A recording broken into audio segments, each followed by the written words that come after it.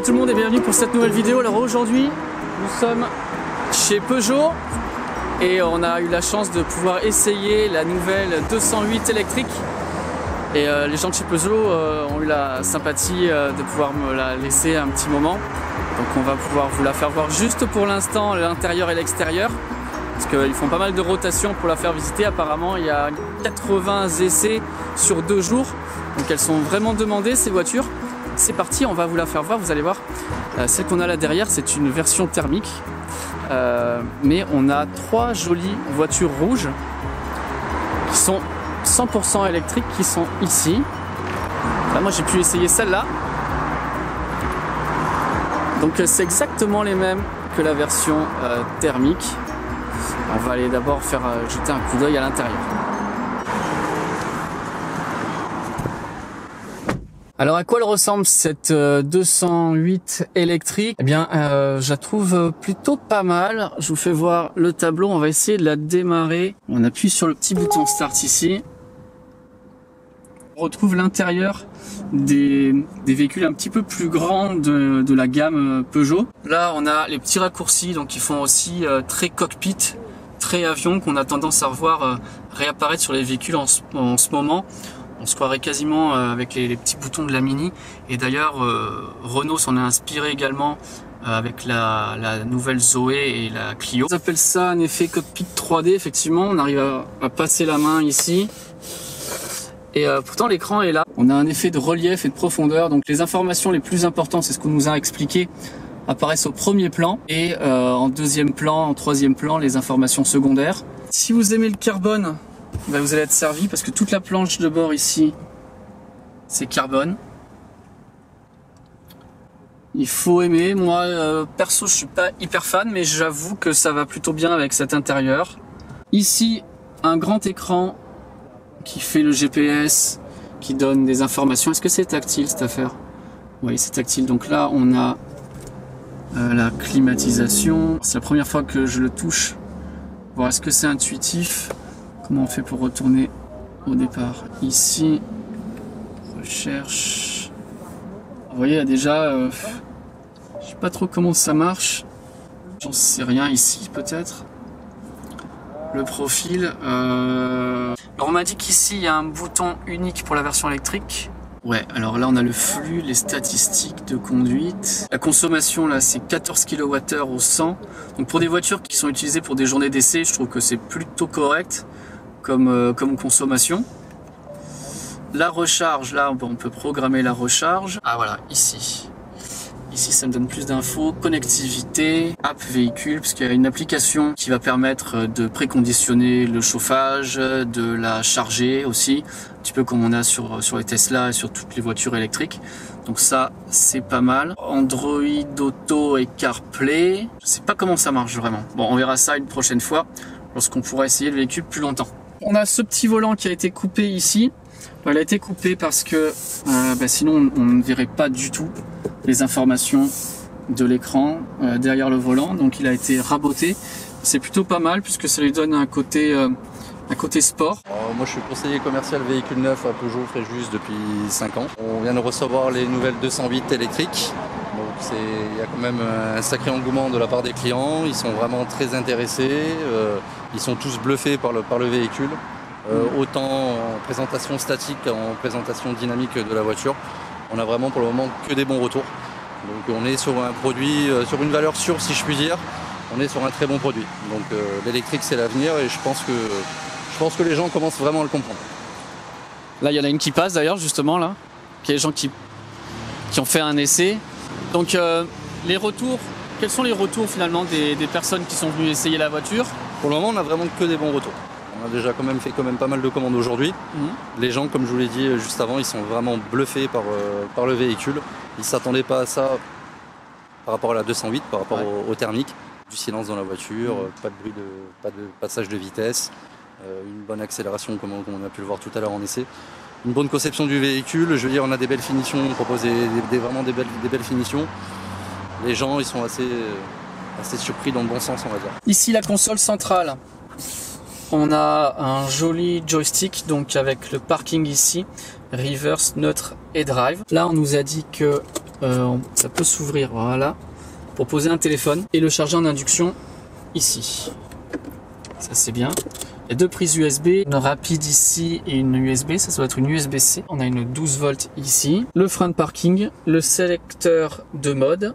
Donc on a un mode drive, mode sport, normal et un mode éco. D'arriver à mettre un petit accoudoir, ne serait-ce qu'un tout petit accoudoir dans un véhicule comme ça, ben, je trouve que c'est bien. Je suis pas trop fan de ce verre, pour tout vous dire.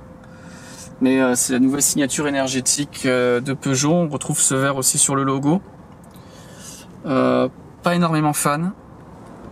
Mais sinon voilà, l'intérieur c'est assez sportif. C'est plutôt pas mal. Alors là je suis à l'arrière.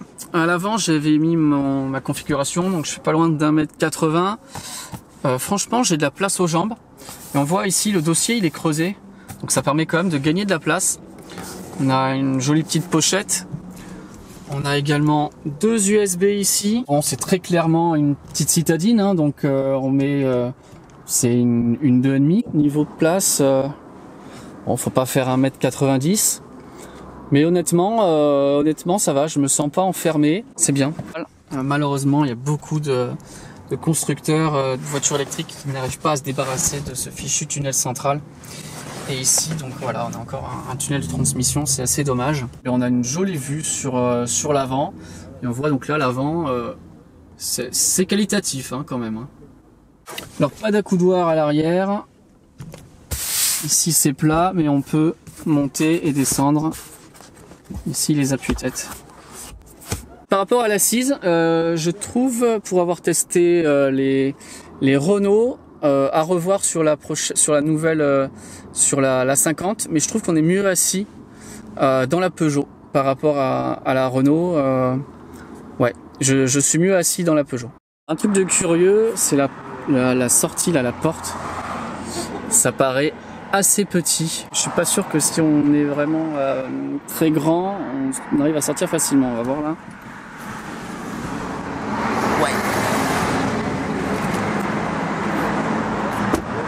Ça va, mais c'est pas évident. Je trouve que de l'arrière, elle est vraiment réussie. Et ce que je préfère presque même sur cette voiture, c'est sa ligne, sa coupe. Je trouve que Peugeot arrive vraiment avec quelque chose de très sympa, avec le design de cette nouvelle 208. Je trouve l'extérieur plus qualitatif même que l'intérieur. Est-ce que c'est des gens qui roulent déjà en voiture électrique et qui venaient essayer la 208, ou est-ce qu'ils venaient voir la 208 et ils sont tombés sur l'électrique, ils viennent l'essayer? Franchement, on a tout type de clients là-dessus. On a autant vraiment des clients qui ont déjà du véhicule électrique et forcément qui veulent voir ce que ça donne sur la nouvelle 208. Et on a autant des clients qui sont venus juste pour la 208 en thermique qui finalement sont vraiment très intéressés par les modèles électriques. Ça touche vraiment tout le monde, si je puis dire. On va voir son coffre qui normalement reste identique à la version thermique. Alors à confirmer, on m'a parlé de 260 litres, mais je vous le confirme dans les infos ici. Alors qu'est-ce qu'on a? On a les câbles de recharge. Bien évidemment, c'est une type 2. On va voir après la recharge. Et un combo CCS, c'est vraiment super. Le chargeur, il est assez bizarre. Il est vachement gros et on dirait qu'il a été fait anti-choc. On dirait qu'il est prêt à aller sur les chantiers avec ce caoutchouc ici là. Ouais, d'accord, ok. Ici on a une petite trappe pour pouvoir ranger, donc je pense que lui il doit pouvoir rentrer là-dedans, j'espère. Ouais, il me semble bien.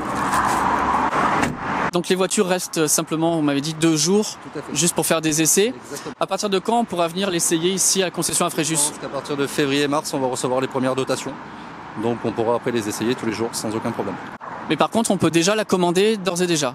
Des délais de livraison aujourd'hui pour avril. Et ici donc pour l'instant il y a une borne de recharge. Tout à fait. Vous m'avez dit que vous allez en avoir? Ils sont en train de les installer, on va avoir 4 bornes de recharge. J'ai une voiture électrique n'importe quelle marque, je vais pouvoir venir charger? Vous venez ici chez nous, bien sûr, pas que pour recharger bien sûr, mais vous pouvez vous servir de la borne sans aucun problème. Parler de recharge, donc ce qui est bien c'est qu'il y a un combo CCS, on va essayer de se brancher, faire voir si c'est facile. Et donc ils ont mis le port de charge exactement là où on retrouve le port d'essence sur la thermique. Et donc comme on voit, c'est combo CCS type 2 et le CCS ici, qui va pouvoir aller jusqu'à 100 kW. Ça c'est vraiment très bien. Donc là en théorie ça charge. On va aller voir à l'intérieur si on a de l'info. Ok, ouais, j'ai de l'info sur la recharge. Alors j'espère que vous voyez quand même cet effet 3D là. Donc on est à 79%, recharge complète en 2h40 minutes. Il m'annonce 348 km d'autonomie. C'est la première vraie voiture faite par Peugeot en électrique, même s'il y avait les Lions qui sont déjà sortis depuis quelques années. Est-ce que votre métier change avec l'électrique? C'est pas la même approche avec le client. Aujourd'hui, il faut qu'on fasse une approche d'un coût global du véhicule pour vraiment leur faire comprendre qu'aujourd'hui, ils vont économiser énormément de carburant, qu'ils vont rouler avec des énergies propres.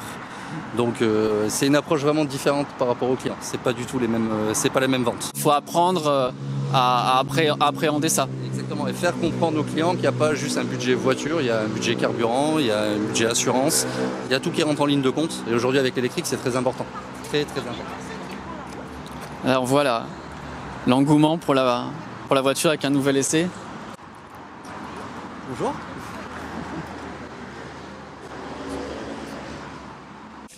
Il y a une option pour passer en 11 kW le chargeur. Je crois que c'est 300 € pour passer de 7 à 11. Donc je vous le conseille si vous pouvez, si vous avez un intérêt à ça chez vous, si vous êtes peut-être en villa, vous avez du triphasé, ça peut être une bonne option à prendre, ne serait-ce que pour aller sur les bornes de recharge publique qui beaucoup en France sont à 22 kW. Donc ça permettrait de charger aussi vite sur les bornes publiques qu'avec ma Tesla Model 3. Donc pour 300 €, je pense que c'est une option qui vaut la peine. Alors pour démarrer, y a une clé.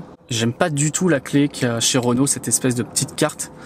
Et ça peut paraître pas très intéressant, mais c'est important quand même de voir le design de sa clé.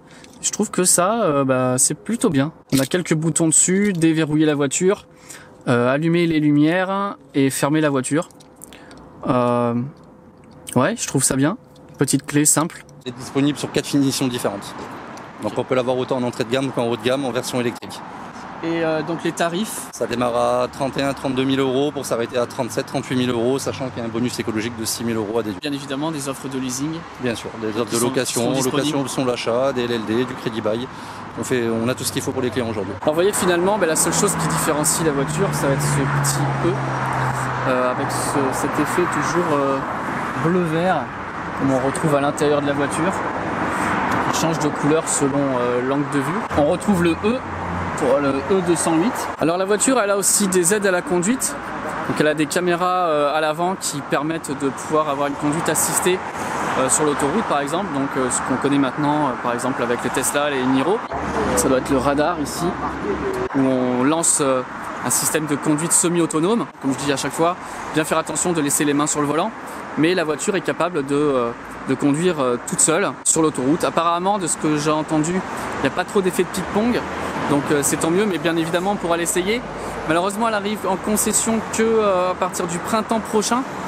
Donc on pourra vraiment refaire un essai à ce moment-là, vraiment au printemps où je pourrais demander de l'essayer et de faire le tour habituel, de partir de Cannes, de faire notre boucle habituelle en revenant par l'autoroute et aussi de bien évidemment l'essayer sur les chargeurs Ionity puisque cette voiture charge à 100 kW maximum. Cette version que vous voyez derrière moi est annoncée aux alentours de 36 000 €. Bonus non déduit. Donc ça veut dire qu'on peut avoir une voiture électrique qui fait plus de 350 km, une Peugeot, la nouvelle Peugeot 208, qui est quand même bien équipée, qui je trouve de par son intérieur et son extérieur est dans l'air du temps, pour 30 000 €. Je trouve qu'elle a une conduite souple et franchement elle dénote pas par rapport aux autres voitures électriques. Elle n'a pas l'accélération d'une Tesla forcément. Ce petit volant sport est vraiment sympa et on avait une conduite je trouve assez précise. Si on se met en mode sport, c'est vrai que là elle accélère je pense un peu plus fort que la nouvelle Zoé, à vérifier, on verra lors de l'essai de la Zoé. Donc je vous disais, moi sur la chaîne j'avais fait un petit sondage comme ça, Zoé 50 ou Peugeot 208 électrique. Pour l'instant, il y a un avantage très net puisque c'est 80% pour la Peugeot. Quel est justement selon vous l'avantage de la Peugeot par rapport à la Zoé? Les 4 finitions. Par rapport à une Zoé, on n'a pas le choix de la finition. Là, il y en a pour tous les budgets en fait. Personne qui n'a pas forcément besoin de tout l'équipement d'une GT Line va pouvoir prendre un modèle d'entrée de gamme et profiter quand même d'un véhicule électrique. Donc aujourd'hui, je pense que c'est un gros point fort pour Peugeot. Enfin, Peugeot arrive sur le marché de l'électrique avec quelque chose, moi je trouve, qui est bien. Donc ils vont partager ça avec la Corsa électrique ainsi que la DS3. Pour une petite citadine, c'est une bonne option pour ceux qui aiment la Peugeot. Je trouve que la Renault Zoé, elle est plus épurée dedans. C'est une atmosphère personnellement que je préfère, hein, l'atmosphère de la Zoé, où on a quelque chose de très épuré, très simple. Ici, si vous aimez les voitures, j'ai envie de dire peut-être un peu plus allemand, voilà, plus à l'intérieur allemand, avec plein de boutons, quelque chose d'un peu plus sportif, un peu plus agressif. Je vous conseillerais donc plus la 208 électrique si vous êtes plus dans ce style-là. Merci beaucoup de nous avoir reçus, de nous avoir permis de tester la nouvelle 208. J'espère qu'on pourra la... Je l'ai mis très juste en acheter. Oui, bien évidemment. J'espère qu'on pourra la réessayer quand elle sera en concession, pouvoir plus la tester sa recharge et tout ça pour donner encore plus envie de passer à l'électrique. En attendant, je vous remercie et bonne continuation pour ces journées d'essai. Ça marche. Merci beaucoup. Merci. À bientôt. Parce que l'année prochaine, il y a plein de voitures qui vont sortir, ça sera avec plaisir que je vous les ferai découvrir. Si cette vidéo vous a intéressé, n'hésitez pas à me laisser en commentaire savoir qu'est-ce qui vous intéresse le plus entre la Zoé 50 et la i208. Ah, il y en a une qui s'en va en essai là. Alors on se retrouve très bientôt pour plus d'épisodes et pour plus de vidéos sur les voitures électriques. Ciao ciao tout le monde, bye bye.